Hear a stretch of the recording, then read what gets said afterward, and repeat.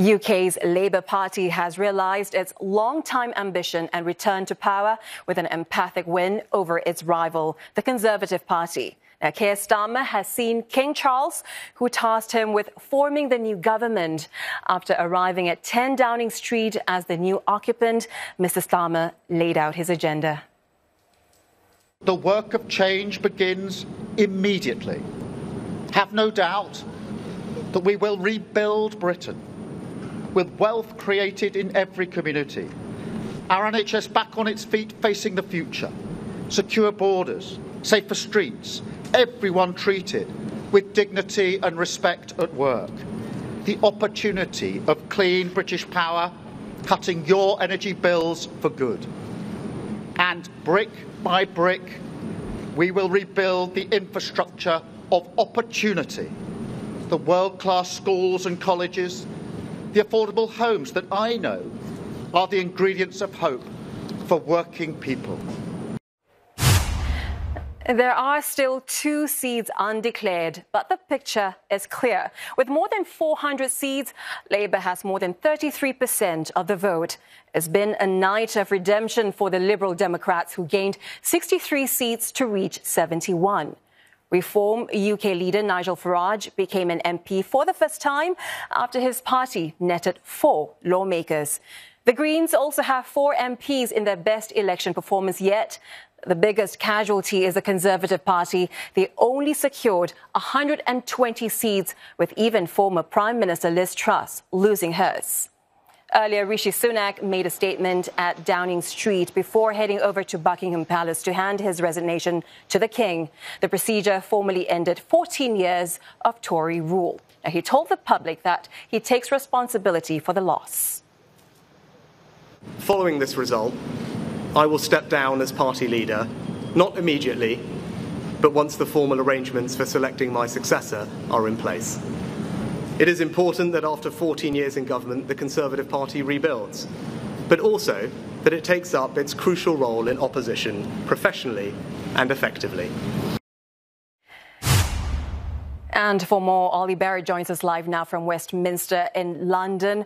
Olly, we just heard from the next Prime Minister making a statement. What are the immediate challenges awaiting him and his Labour government?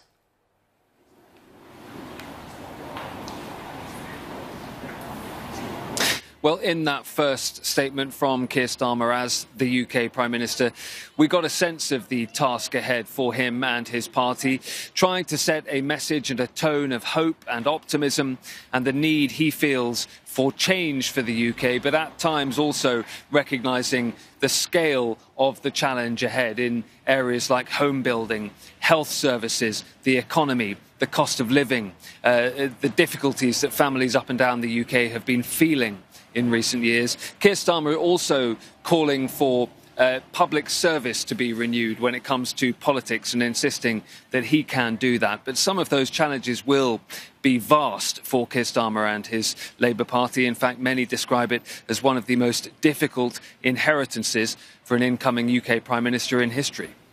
Interestingly, Olly, this election has also boosted the numbers of some of the smaller parties. How will their presence affect policy and lawmaking?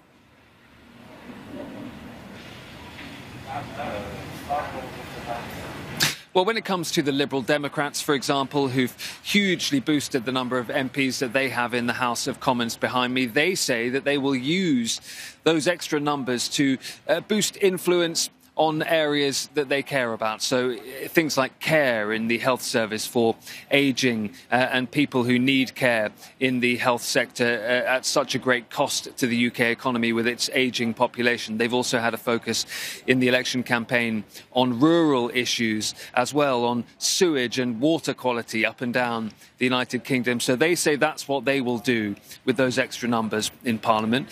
Reform UK on the right wing of politics, the leader, Nigel Farage, has a seat in the House of Commons for the first time ever. We can expect him to be a noisy presence. He says that he's come to upset the political system. The Green Party also insisting that they will use their presence in the House of Commons to make sure that there is a greater focus on green issues. The Labour Party insists that their environmental plans are well established and would do the job required to get the UK to meet its net zero targets. But you can see that some of those smaller parties with parliamentarians elected to the House of Commons feel that they are coming here to try and make an impact.